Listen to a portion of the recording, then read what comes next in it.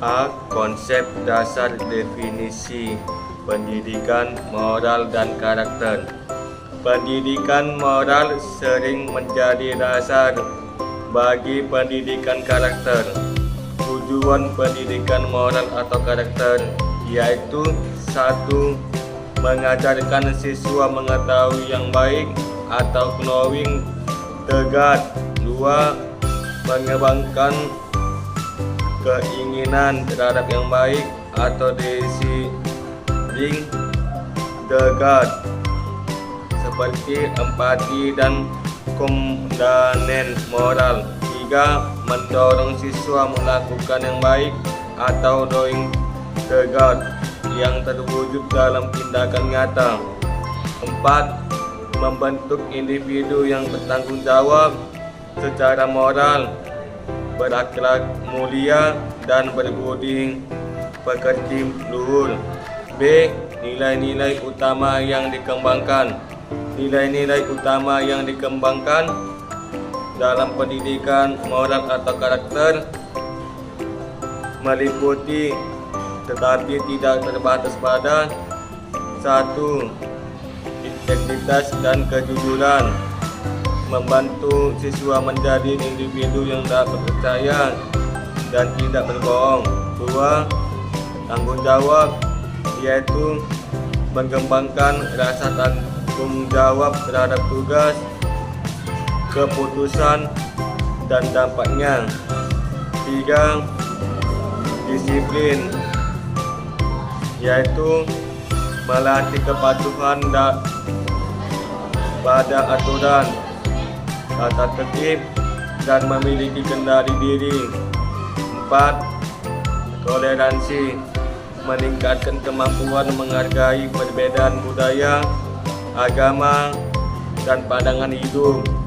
5. Kerjasama, menanamkan kemampuan untuk bekerjasama demi mencapai tujuan bersama. 6. Kepedulian atau empati, yaitu mengajarkan siswa untuk saling peduli dan membantu tanpa diskriminasi. 7. Rasa hormat, yaitu menghargai diri sendiri, orang lain, otoritas yang sah, peraturan, dan hukum. C. Mekanisme dan strategi implementasi. Peran lembaga pendidikan. Pendidikan moral dilakukan melalui jalur formal, informal, dan non-formal. Sekolah tidak hanya memberikan pengetahuan kognitif, tetapi juga menempa mental dan moral. Peran pendidik dan orang tua. Pendidik dan orang tua berfungsi sebagai teladan yang dapat ditiru oleh siswa. Kerjasama antara keduanya sangat penting. D. Metode pembentukan karakter. Yang pertama, pengenalan perilaku. Mengenal perilaku baik dan buruk. Yang kedua, pembiasaan perilaku baik. Melakukan pembiasaan perilaku baik dalam kehidupan sehari-hari. Misalnya mengucapkan salam, bertanggung jawab, menyelesaikan tugas, dan tidak mencuri. Yang ketiga, refleksi moral. Melakukan diskusi atau refleksi atas masalah moral untuk memastikan perkembangan karakter. Yang keempat, penerapan nilai agama. Pendidikan moral sering dikaitkan dengan nilai-nilai dan ajaran agama. E. Dampak positif terhadap siswa. Pendidikan moral berdampak signifikan pada pembentukan karakter siswa, diantaranya: 1. Peningkatan disiplin dan kepatuhan.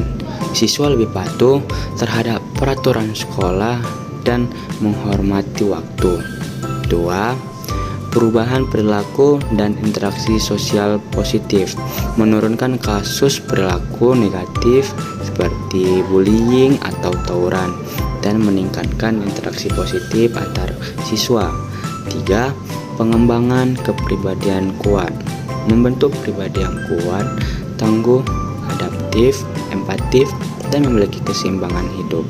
4. Kontribusi positif ke masyarakat, mempersiapkan siswa untuk menjadi warga negara yang bermanfaat dan berkontribusi secara positif pada masyarakat. 5. peningkatan mutu pembelajaran atau prestasi akademik.